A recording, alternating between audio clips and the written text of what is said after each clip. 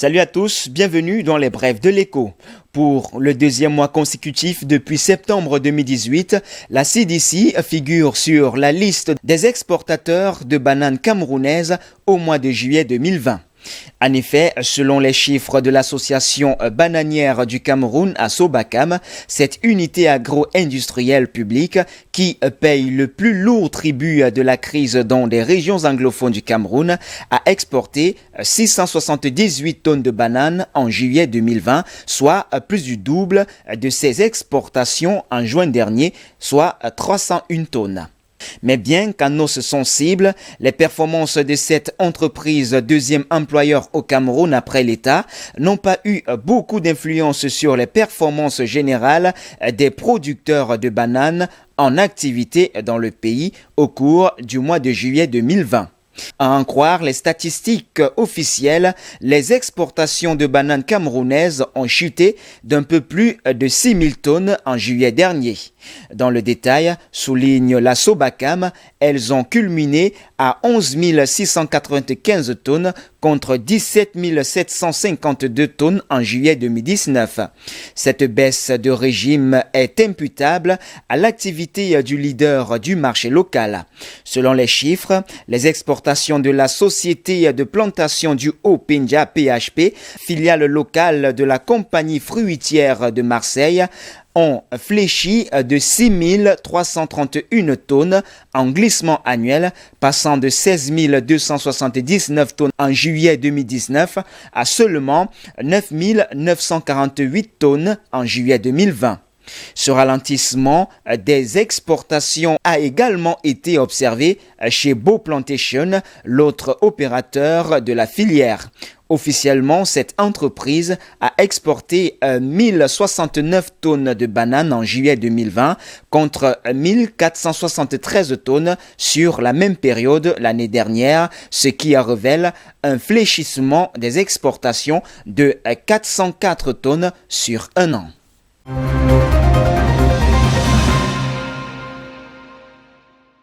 La filiale camerounaise du géant industriel nigérian Dangote Cement déclare que son usine de broyage de clinker de 1,5 million de tonnes annuelles de Douala a vendu environ 687 kilotonnes, soit 687 000 tonnes de ciment au premier trimestre 2020.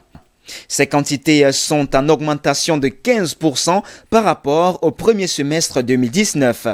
Le marché est principalement tiré par des projets de construction individuelle et des lotissements publics. Nous estimons notre part de marché à 38% sur la période. Notre usine était pleinement opérationnelle au cours du trimestre sans aucune fermeture imposée par le Covid-19, explique ainsi Dangote. L'entreprise estime que le marché total du ciment au Cameroun a été d'environ 1,8 million de tonnes au cours des 6 premiers mois 2020. Ces performances haussières du cimentier nigérian sont en droite ligne avec ses prévisions en début de l'année. En effet, en février dernier, la filiale camerounaise de Dangote a projeté de faire de meilleures affaires en 2020 en comptant sur des chantiers de stades, de routes, des hôtels et d'autres projets de construction pour la préparation de la Coupe d'Afrique des Nations de 2021 renvoyée en 2022.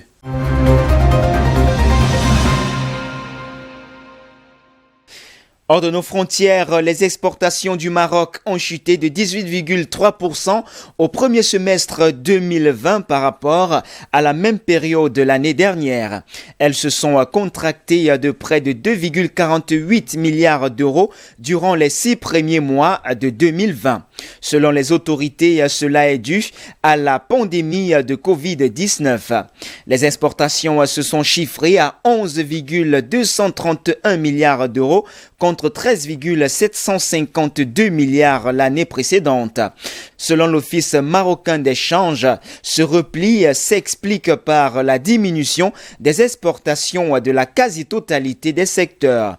Le secteur de l'automobile est en tête des secteurs ayant le plus souffert en cette période, avec un chiffre d'affaires à l'exportation qui s'est rétracté de 1,28 milliard d'euros pour atteindre 262,40 millions d'euros en fin juin. Le textile arrive en deuxième position des secteurs impactés à l'export. Ses ventes ont diminué de 34,9%, générant en fin juin 1,141 milliard d'euros.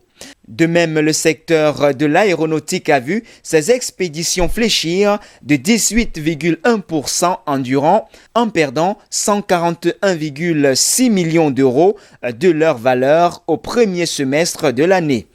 Les ventes à l'exportation dans l'agriculture et l'agroalimentaire ont accusé une baisse de 4,3%, passant en une année de 3,207 milliards d'euros à 3,068 milliards d'euros en fin juin.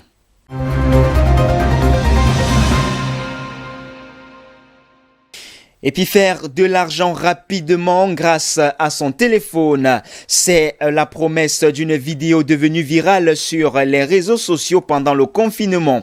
Les offres qui y sont proposées attirent de plus en plus les jeunes, alors que l'autorité des marchés financiers a mis en garde contre ces promesses irréalistes. Une véritable arnaque prend de plus en plus chez les jeunes. La promesse est simple. Des sites internet vendent des formations en ligne de traders à des prix allant de 150 à 1000 euros. Seulement, une fois cette première étape franchie, des nouveaux traders sont invités à en recruter d'autres tout en continuant à se former moyennant finance, bien sûr. Bon plan, argent facile, revenu positif. Autant d'arguments qui ont attiré des jeunes internautes bloqués chez eux pendant le confinement, qui sont également jugés influençables. L'autorité des marchés financiers, en abrégé AMF, a été alertée par des témoignages de proches sur la recrudescence de déscolarisation et de désocialisation chez les étudiants séduits par ces formations de trading en ligne. Un cercle vicieux dans lequel beaucoup se retrouvent pris au piège. L'AMF a donc rappelé que les promesses de gains rapides sont irréaliste et qu'il est quasiment impossible de devenir un trader expert en quelques heures de formation en ligne.